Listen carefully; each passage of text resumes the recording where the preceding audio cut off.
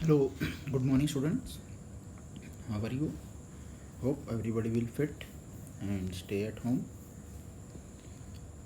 Now we will continue our current topic, that is mobile system organization, and we have covered the block diagram of mobile system and discussed the various part. Now we have to see the functioning of the parts, that is uh, different type of parts and different working are assigned to them. That is, first one is RF. First one is transceiver. तो transceiver का मतलब क्या होता है? Transmitter और receiver, both and both the work have been assigned to the this radio frequency transceiver. तो receive and send radio signal from to mobile device with mobile network. ठीक है, तो मोबाइल नेटवर्क का मतलब होता है टावर. टावर को या तो फ्रॉम और टू, या दोनों ही हैं. टावर को भेजना and receive from tower also. It not send to the signal to the direct other mobile number. It will send to the nearest mobile tower and receive from nearest mobile tower. That is the main function of RF transceiver. SIM, हर किसी को पता है, everybody knows about the SIM. What is SIM? SIM होता है subscriber identity module.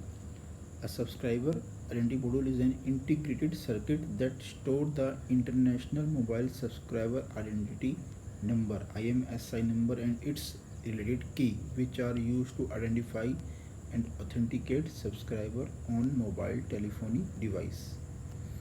ठीक है, basically this is the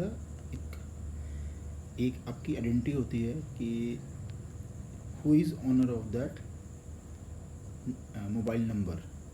तो SIM के अंदर ही आपका मोबाइल नंबर फीड होता है, जिसके अंदर आपकी आइडेंटिटी फीड होती है और किस कंपनी का है और कौन सा आप मोबाइल हैंडसेट यूज़ कर रहे हैं, ये सब सिम के अंदर ऑटोमेटिकली स्टोर हो जाता है. It also possible to store contact information on many SIM card. आप कुछ सिम कार्ड में, मोस्टली सभी कार्ड में हम कॉन्टैक्ट भी स्टोर कर सकते हैं. मोबाइल मीन्स हम अपने दूसरे मोबाइल नंबर हैं अपने फ्रेंड्स वगैरह के, उनके मोबाइल नंबर भी हम स्टोर कर लेते हैं. That is the working of SIM. Battery pack. Batteries are the miracle of chemical engineering, holding huge amount of energy to keep mobile device running for hours. ठीक है, तो ये डिफरेंट टाइप्स के जितने भी फंक्शंस होते हैं मोबाइल को, उसको रनिंग करने के लिए we need a energy that is provide by the battery. ठीक है, तो बैटरी आप सबको पता है, बैटरी के अंदर सबकी हर चीज़, everywhere you have to use battery. even watch आपकी जो है उसके अंदर एक मोबाइल बैटरी होती है. घर में इन्वर्टर होता है, मोबाइल बैटरी. कार में इन्वर्टर बैटरी होती है, कार में बैटरी लगी होती है. तो most of the work are with the help of battery. Net battery management, that is a system, electronic system that manages. ये आपका एक सिस्टम है जिसके अंदर आप मैनेज करते हैं different component of battery. Rechargeable battery के अंदर बहुत सारे सेल होते हैं, such as by protecting from the operating outside its safe operating area. कौन से एरिया इसको चाहिए, मॉनिटरिंग इट्स सेफ, उसको मॉनिटरिंग वो सेफ रहे. Calculating secondary data, reporting the data. तो कितना उसका टेम्परेचर है, कितनी उसकी मैनेजमेंट है, कितने अभी डिवाइस, कौन कौन सी डिवाइस को बैटरी की ज़रूरत है, all are using by the working by the battery management system. ठीक है, तो ये सिस्टम इनको आपका सारा ओवरऑल कंट्रोल करता है कि where the battery had to be used. Then a battery charger और recharger is all device to put energy into a secondary cell और rechargeable battery by forcing an electric current through it. तो ये जो battery charger है वो क्या करता है, it will force the electric current to the battery to charge them to store the energy. Because we have to, when we have to use the mobile, the battery have been drained or energy have been consumed by the different component of mobile system. Then it should be recharge or it should be store energy again. Then battery charger is used to recharge the battery again. Touch interface और इधर keyboard. तो जो touch interface है it will work as a to works. ये आपकी जो screen होती है, स्क्रीन के साथ जो अटैच होता है इंटरफेस, ये बोथ, ये दोनों तरीके का काम करता है, मीन्स इनपुट डिवाइस और आउटपुट डिवाइस। तो देन अगर टच इंटरफेस की बात करें तो either keyboard based where we have to press key and command are given to mobile device, और touch screen based where we touch the screen to give the command. तो अगर keyboard based है तो हम वहाँ की प्रेस करके कोई कमांड को एग्जीक्यूट करते हैं, और अगर वो टच बेस्ड है then we have to select the command to give the instructions. तो दोनों ही ऑप्शन में आपका टच इंटरफेस काम करेगा, ठीक है। कम्युनिकेशन प्रोसेसर होता है आपका एक, जिसको हम सीपीयू बोलते हैं। उसके दो पार्ट होते हैं, APU and GPU. Is used to create an interface between radio signal management and APU GPU, ठीक है। सीपीयू जो आपका मेन है, जिसको प्रोसेसर बोलते हैं, स्नैपड्रैगन जिसको आप बोलते हैं, स्नैपड्रैगन आता है, मीडियाटेक का आता है। तो these are the processor which is use to are the mediator between the radio signals management and APU और जीपीयू। जो एपीयू और जीपीयू जो आपको क्या है, वे सारी कैलकुलेशंस आप ही करते हैं मोबाइल सिस्टम के अंदर।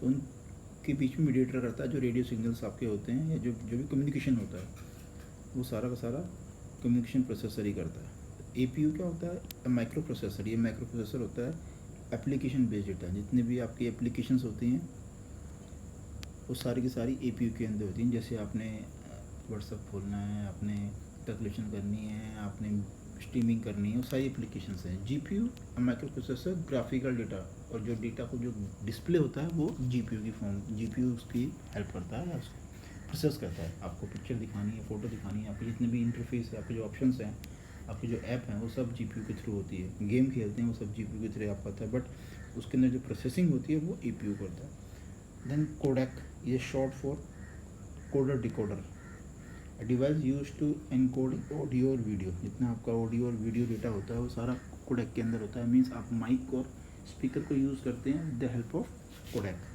Coder and decoder. तो इसके अंदर दो चीज़ होती हैं, एडीसी और DAC, analogue to digital converter और डिजिटल टू एनालॉग कन्वर्टर। तो आपके जो डिजिटल सिग्नल्स होते हैं उनको एनालॉग सिस्टम में कन्वर्ट होता है एडीसी से एनालॉग डिजिटल, और डीएसी से digital to analogue converter. These are the two converter for audio. Then a phone memory, या मेमोरी होती है आपकी, there are two type of memory, it includes RAM and ROM. RAM equals to the memory और memory bar of the computer, while ROM is the device internal storage, ठीक है।